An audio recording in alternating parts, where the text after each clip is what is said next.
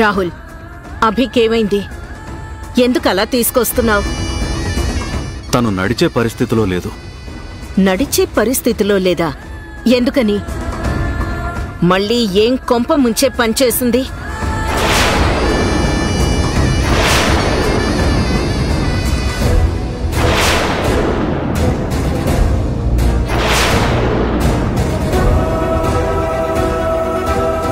కాసేపైనా మనుషుల్ని ప్రశాంతంగా ఉండనివ్వదా? లేదా ఏదో ఒక రాద్ధాంతం చేస్తే గాని తనకి మనశ్శాంతిగా ఉండదా? వేదా, ఏం జరిగిందో తెలుసుకోకుండా అలా నోరు పారేసుకోకు. ఏం తెలుసుకోవాలండి? కాస్త అభిమానం చూపేలోపే ఏదో ఒక అడ్డదిడ్డమైన పని చేస్తుంది. అమ్మా, అభి గురించి పక్కన పెట్టు. నువ్వేంటి హఠాత్తుగా ఇంత ఆరోగ్యంగా తిరుగుతున్నావు? నిన్ను చూస్తూ ఉంటే ఏదో మిరాకిల్ చూస్తున్నట్టు అనిపిస్తుంది. నేనా దేవుడికి చేసిన పూజల ఫలితమో పుణ్యకార్యాల ఫలితమో తెలియదు, కానీ అనుకోకుండా ఒక కొత్త ఉత్సాహం వచ్చినట్టు అనిపించిందిరా. హఠాత్తుగా నా అనారోగ్యం అంతా తీసి విసిరి పారేసినట్టు అనిపిస్తోంది. చూడు, ఇప్పుడు ఎంత ఆరోగ్యంగా ఉన్నానో.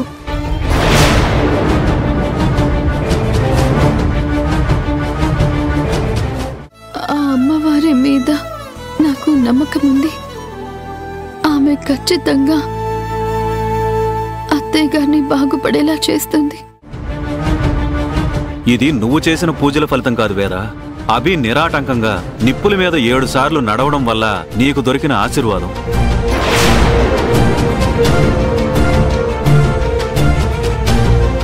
ఏం మాట్లాడుతున్నారండి? నువ్వు అనుకుంటున్నట్లు అభి ఏమీ కొంపల ముంచే పని చేయలేదు. నీ ఆరోగ్యం కోసం ఆ అమ్మవారిని వేడుకుంటూ నిప్పుల మీద నడిచి కుప్పకూలిపోయింది.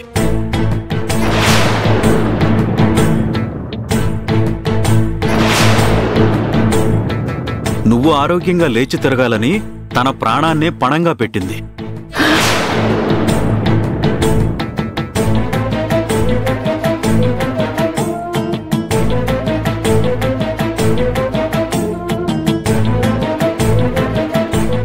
రాహుల్, మీ నాన్న చెప్తుంది నిజమా? అవునమ్మా, నాన్న చెప్పేది నిజమే.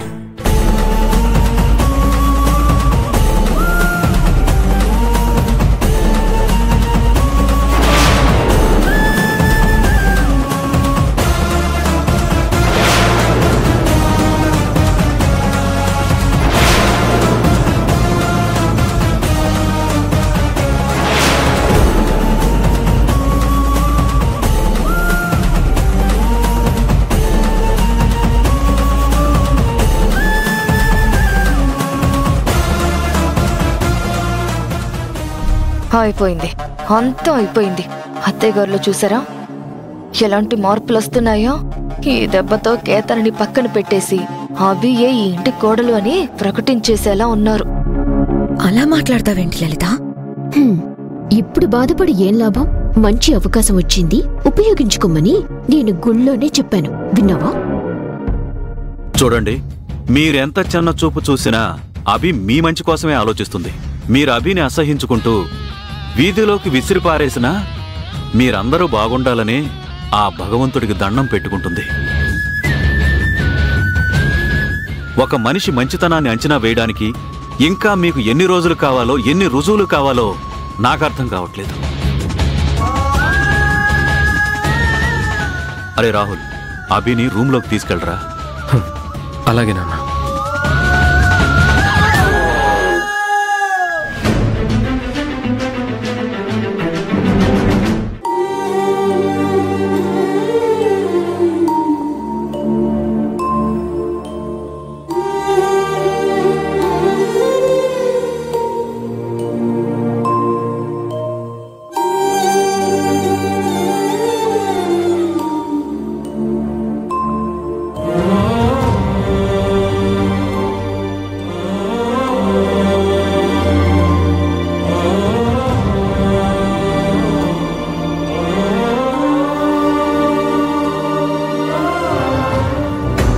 కేతన నీతో మాట్లాడాలి, ఒకసారి రా.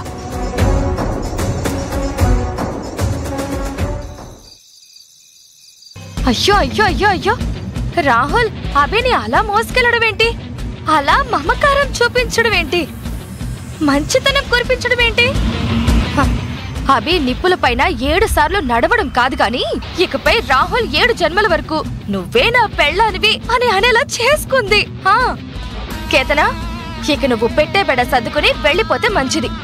ఈ మాత్రం దానికే రాహుల్ అభి మీద ప్రేమ వలకపోస్తాడా? అభి అంటే పడి చచ్చిపోతాడా? నీ కళ్ళతో నువ్వే చూసావుగా అభికేమైపోయిందోనని. రాహుల్ ఎంత కదిలిపోయాడో, ఎంత కంగారు పడిపోయాడో. నీ గురించి ఎప్పుడైనా అంత కంగారు పడ్డం చూసావా? అసలు హఠాత్తుగా రాహుల్కి ఏమైంది? అభికేమైపోయిందని రాహుల్ అంత కంగారు పడిపోతున్నాడు?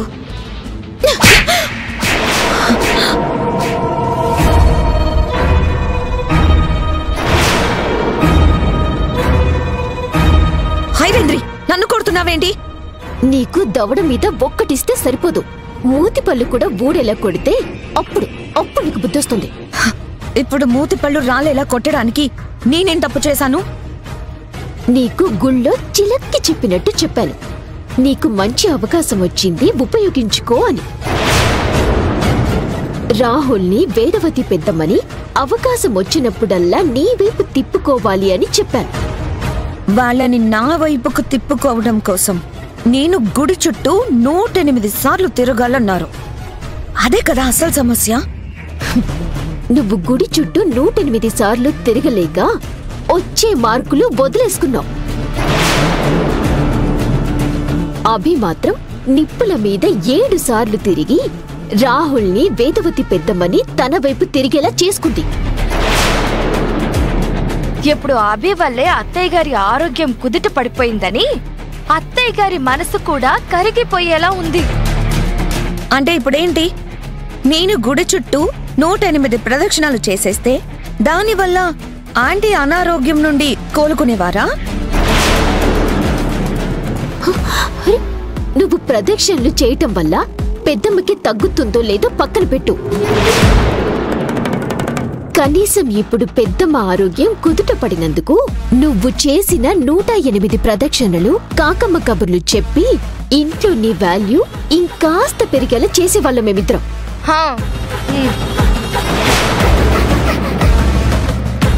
నువ్వేమో గుళ్ళో అభిషేకం చేయిస్తాను, అర్చన చేయిస్తాను అని వదిలించుకోవటానికి చూసావు.